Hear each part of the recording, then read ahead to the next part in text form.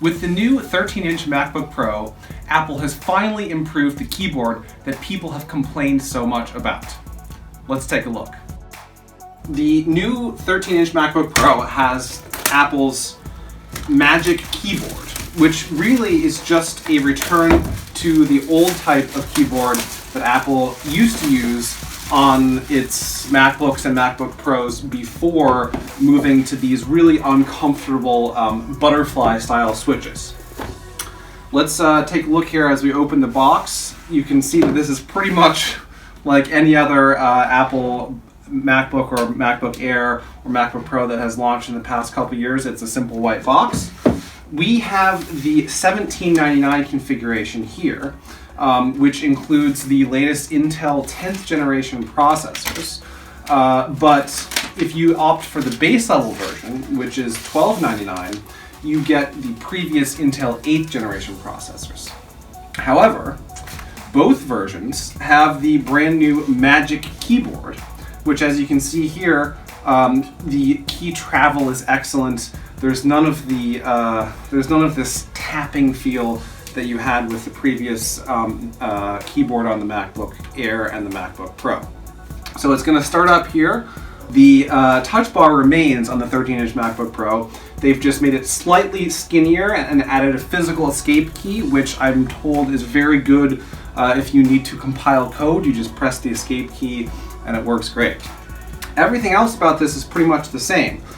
In the box, Apple includes its little nice packet of warranty and other information, along with the USB Type-C charging brick and a handy USB-C cable.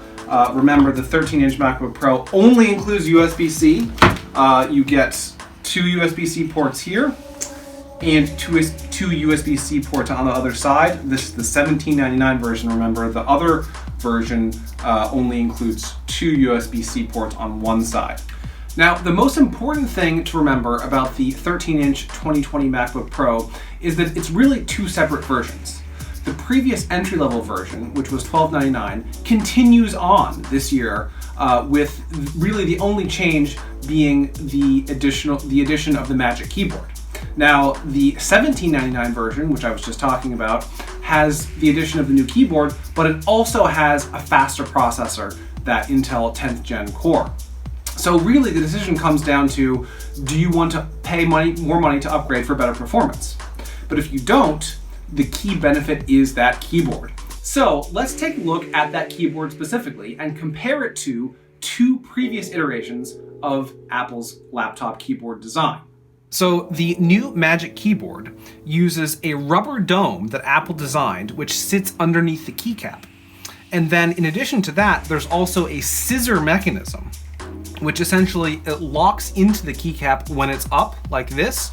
And Apple says that that provides additional stability and it helps prevent the keys from wobbling, which you really do not want on any well-designed keyboard. The overall result is that it should be more comfortable and it should be quieter than the previous generation. And mostly, I find that to be true.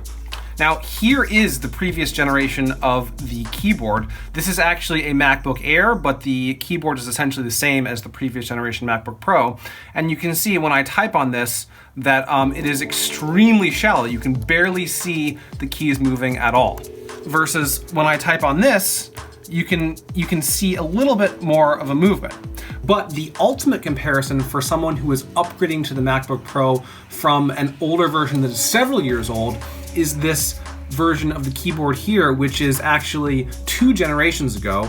And you can see that the keys are they offer even more travel here.